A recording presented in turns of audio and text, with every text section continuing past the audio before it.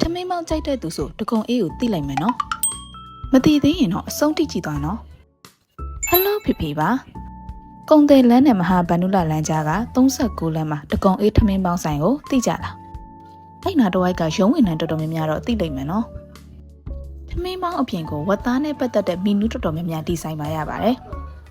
ဖေဖေကတော့ဒီနေ့ထမင်းကြိုက်မပါလာတာနဲ့ lunch time ကိုတကုံအေးမှာထမင်းပေါင်းသွားစားခဲ့ပါတယ်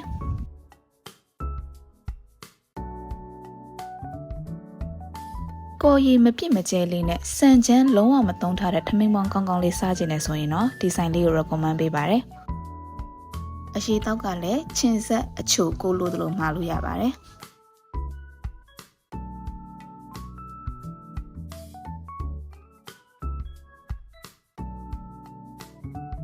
အသားတုံးဆိုလို့ရှိရင်လည်းပပလေးလီးထားတာမဟုတ်ဘဲနဲ့ထိထိမိမိအတုံးလေးတွေလှီးပေးထားတော့စားရတာအဆင်ပြေပါတယ်။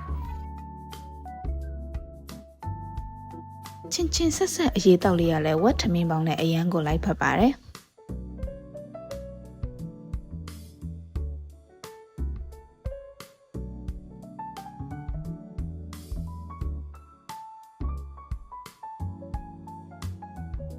ဥပိတ်ကျော်လေးကတခြားဝိုင်းနေရမှားစားနေကြတာမြင်တော့ဖြစ်ပြီးလဲစမ်းစားကြည့်ချင်တာနဲ့မှားလိုက်ပါတယ်ဖိဖိပဆက်တဲ့နည်းနည်းလေးပေါ့ပေမဲ့အချင်းလေးကကောင်းတော့စားရတာအဆင်ပြေသွားပါတယ်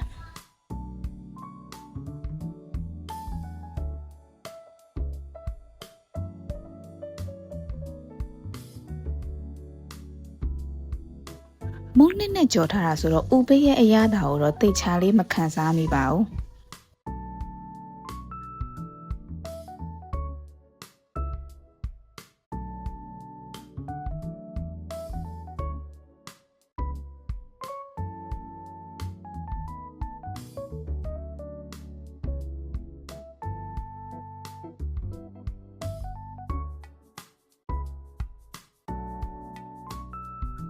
ထမင်းပေါင်းတပွဲလုံးရောဥပိတ်ကျော်တပွဲရောတယောက်တည်းကုန်အောင်စားပြီးတဲ့နောက်မှာတော့